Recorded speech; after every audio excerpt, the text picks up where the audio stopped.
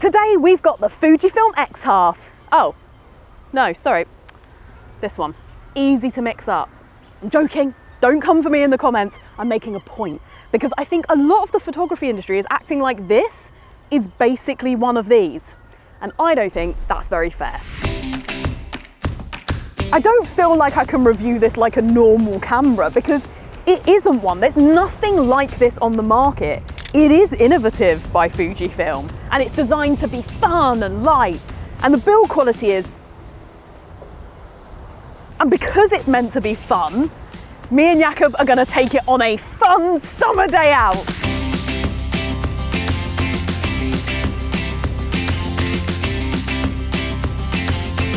Inside this tiny camera, we have a 1-inch type sensor, but it's mounted vertically, which is the first time I've really seen that. So when you hold the camera like this, you get a portrait image, and you have to turn it like this for landscape. It's just under 18 megapixels, and on the front we have a little fixed lens, a tiny fixed lens actually, which is a 32mm equivalent, and it can go down to f2.8.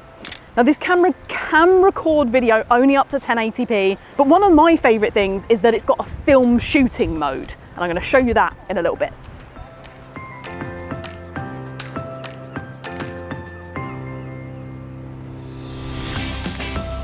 This isn't a practical camera.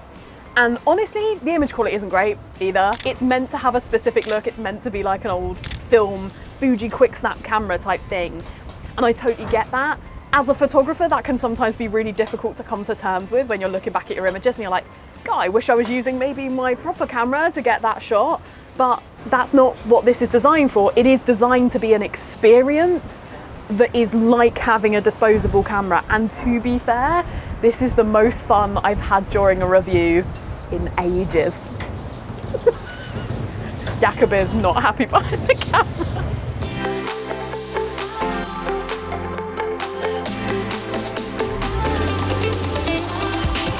Design really is kind of the biggest feature of this camera, and looks wise, I think Fuji have done a good job. I genuinely think it looks really fun and little and nice and cute. The build quality is okay, in my opinion. I wish it felt more like a 60s, like little Voigtlander Type B film camera, something like that, where it felt a bit metal and hardy, but it also only weighs 240 grams. So if you do want something super light that is genuinely pocketable, this is really light and small and genuinely pocketable. Now we do have a working aperture ring with a little lever, very much old film camera-y style. That has nice feedback to it.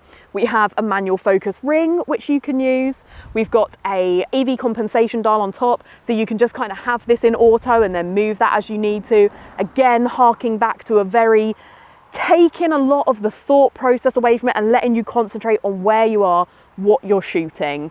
On the back, we have a vertical screen to match your vertically orientated sensor inside, and you have a little tiny screen here. Both of these are touchscreen, and this one allows you to flick through whatever setting you've got it on. So if you've got it on film simulation, you can flick through your film simulations, and the screen you can then use to access your menu systems, etc., because there is no other way to access them. The only buttons you have is the play button and a switch to go between stills and movie, but that's it. Apart from the shutter, that is all you get.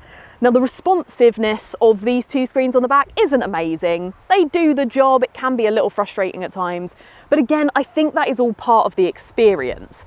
On the front, we do have a flash, but it is an LED flash, which is a very different look and a different strength of how much light you get through it. The viewfinder is just a straight through, which is what I'd expect, and does lean into the vibe of what this camera is trying to offer. Something they've done really differently though is this. You do have, so when you switch it on, this flicks out, and you do have a little wind on lever, which you don't need because this is not film. However, I love that they've included that. They've made it part of the experience, because I think for a lot of people that is a nice vibe. Take a picture, move the wind on lever. I do enjoy that in some of my old mechanical film cameras, but I think they could have made it feel slightly nicer. The feedback isn't terrible. It does bounce back. It has some push against it, but I don't know. I feel like they could have just put something to make that feel like you were actually, you know when you wind on film, you kind of go like, and it feels like you're doing something. It doesn't have that, but it does have a purpose and a function, which does make it a little bit more fun. One of the really special features of this camera is the film camera mode. You access it really easily by just swiping down on the screen and clicking film camera mode. Whatever film simulation you're currently in, be that Provia, Velvia, that becomes your film. You can select from a few settings. It allows you to pick the number of exposures on your film, and you can have the date stamp on and off, little things like that. And then that's it. You shoot your roll of film, which you then develop in the app. Now, I really like this. I think this genuinely makes this a very fun camera. You can't view your images back as you're shooting your film. That's not doable because it's a film experience. And between each photo, you genuinely have to shoot and then use your lever to wind your next shot. I know I'm doing this a lot, I'm really sorry, but there's no other way to, to say it because you're not obviously winding anything on, it's fake. Can't see what I'm taking, of course. Nothing on the screen. Oh, I didn't wind it on. But I do like the experience of it. It's very fun. So now Jakub and I are going to go get some lunch. I've set this up with some Velvia film, 36 exposures. I'm going to shoot a roll and then develop it in the app to show you how it works. I didn't wind it on again.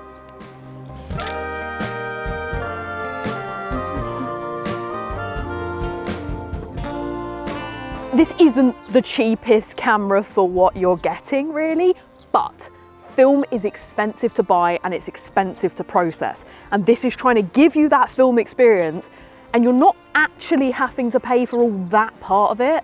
So if you think about like disposable cameras and how much it costs to get some film developed, then actually this becomes a more reasonable proposition. Sending it over Wi-Fi is what it's really doing, but I kind of love that it says it's developing them and they come up like they're being developed. Just watching a little circle go round for Wi-Fi is not very fun, but you know, getting it kind of developing, coming through, I quite like that, even though it's obviously not real.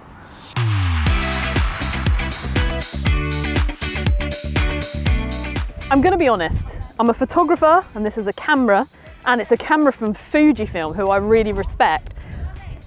When it comes to image quality, which is arguably the most important part of a camera, this isn't amazing, but it's also not terrible, and I think it's getting a lot of flack. You kind of have to be aware of how you're shooting and why you're shooting. If you've got light like this, blue skies, beautiful beaches, big lines, the image quality is fine. Like, it's not amazing. Yes, I'm not gonna print it huge or anything, but it is fine, especially for just sharing socially, like holiday trips and stuff. Like, it looks pretty nice.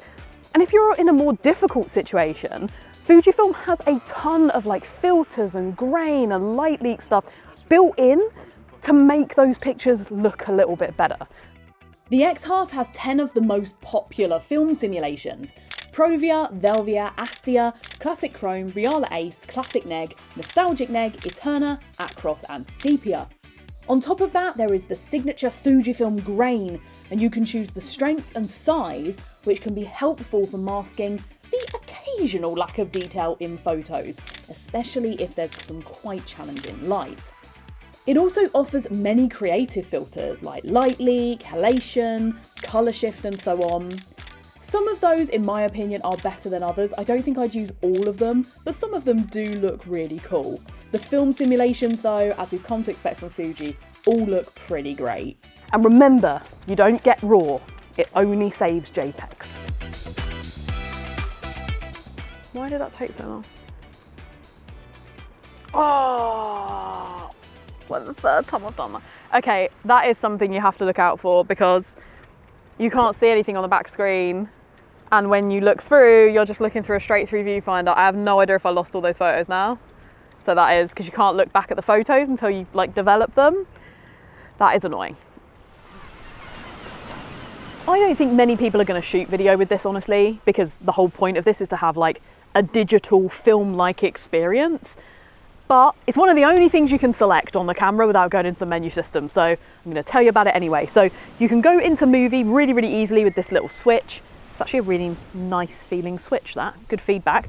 and you can shoot up to 1080p. I think if you're out shooting with this with a bunch of friends, you're traveling around, it's nice to have that. I don't think it will be used that much, honestly, but it's in there. It does have a slow motion mode. It's not great, but video's in there if you want to use it. This is what it looks like. You can decide whether that's something you'd be interested in or not.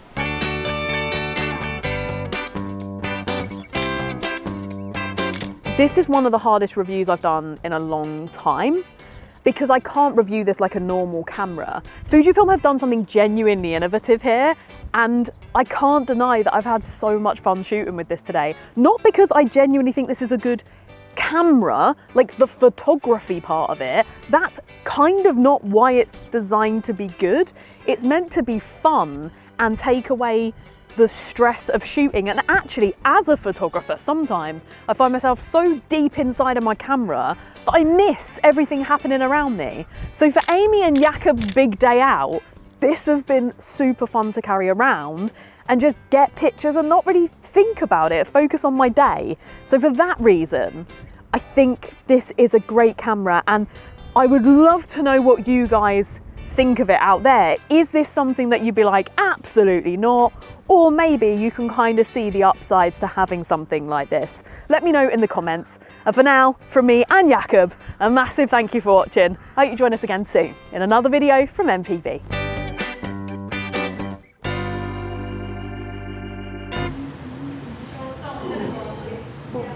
Oh, we did like a... You did a thing, yeah.